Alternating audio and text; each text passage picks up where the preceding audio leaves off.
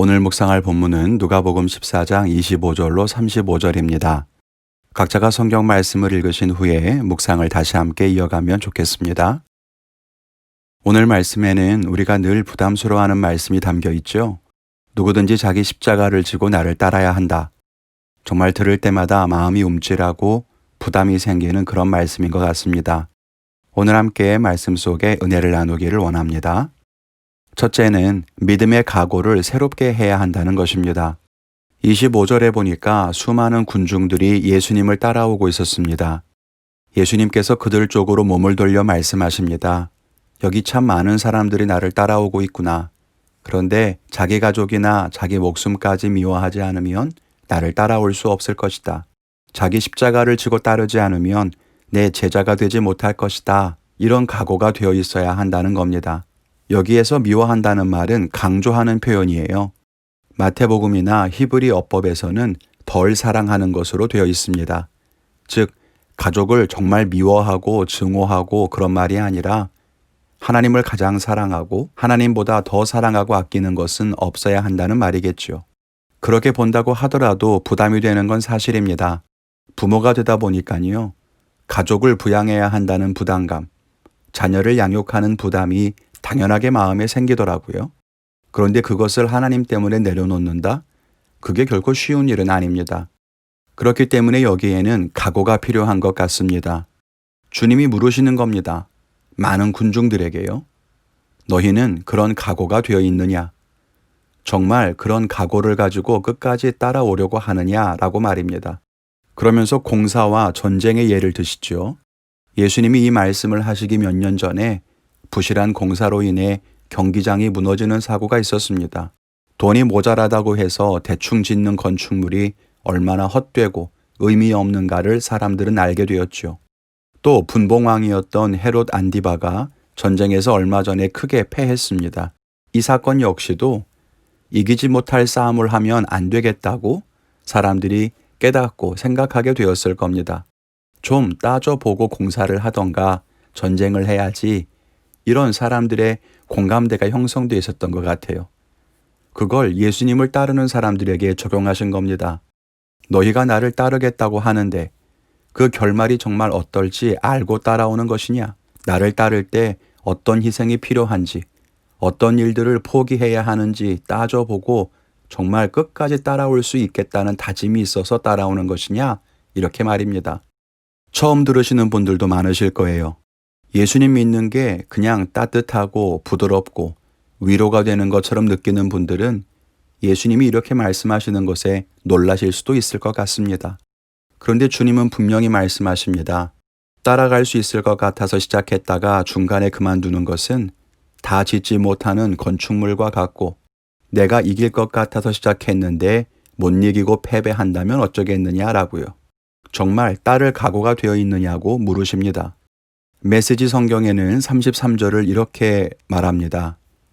계획이든 사람이든 너희에게 가장 소중한 것과 기꺼이 작별할 각오가 없다면 너희는 내 제자가 될 수 없다.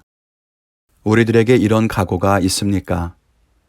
우리가 생각하는 각오라고 하는 것은 내가 원하는 것을 얻을 때까지 끈질기게 기도할 각오라든가 천국 갈 때까지 매주 예배에 출석하는 정도의 각오는 아닙니까? 그런 각오를 말하는 게 아닙니다. 우리가 정말 소중하게 여기는 것들을 버릴 각오가 있어야 하지 않을까요? 코로나 때에 우리는 많은 것을 잃어버리고 있습니다. 그럼에도 하나님을 따르는 이 믿음을 포기하지 않고 주님 곁에 머물 각오가 되어 있어야겠습니다. 둘째로는 지금이라도 신앙 고백을 바르게 하자는 거예요. 오늘 말씀을 읽으면서 내적인 충격을 경험하는 것은 우리가 알고 있던 기존의 신앙과 예수님의 말씀이 충돌하기 때문일 겁니다. 우리가 생각하고 막연하게 그리는 신앙이란 하나님을 예배하고 삶의 문제들을 위해 기도하고 그렇게 살아가는 건데, 예수님은 우리에게 삶을 다해서 결단하고 예수님을 따라오기를 기대하시니 말입니다. 제가 쉽게 판단하는 것일지도 모르겠지만 우리 믿는 사람 가운데 예수님과 함께 십자가에 달려 죽을 마음으로 신앙생활을 시작한 사람이 얼마나 될까요? 별로 많지 않을 것 같습니다. 보통은 삶이 힘들어서 어딘가 매달릴 곳이 필요해서 하나님을 찾든지 아니면 가족이나 친구들의 권유를 받아서 신앙생활을 시작하게 되지요. 그렇게 시간이 흐르면서 우리의 믿음이 형성되어 가는데 그 신앙의 모습이란 결국 하나님을 잘 섬기고 하나님께 복을 얻는 것이겠죠. 그런 신앙을 가진 우리에게 오늘 말씀은 그야말로 파격적일 수밖에 없을 겁니다.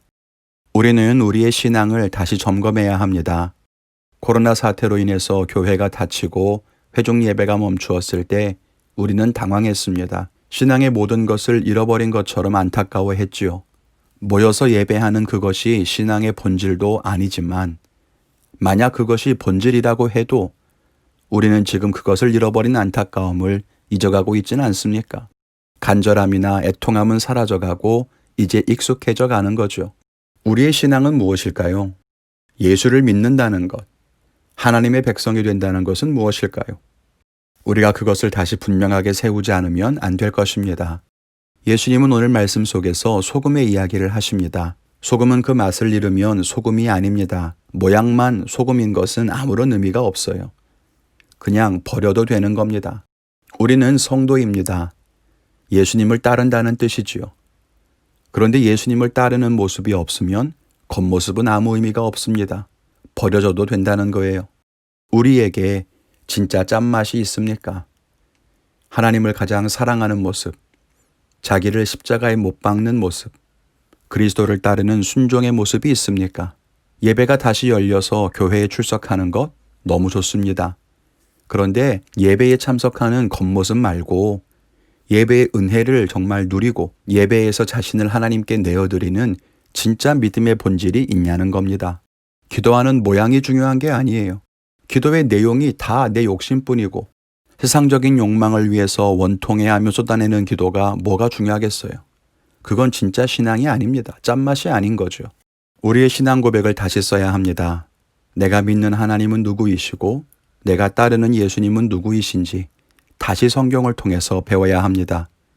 주님을 따르는 게 무엇이고 말씀대로 사는 것은 무엇인지 알아야 합니다. 그렇지 않으면 우리는 짓담한 망대처럼 이도저도 아닌 흉측한 꼴이 되고 말 겁니다. 당당하게 전쟁을 시작했다가 패배해서 쫓겨나게 된 불쌍한 처지가 되고 말 것입니다. 우리가 코로나의 시대를 지나면서 우리의 믿음을 다시 바라봤으면 좋겠습니다.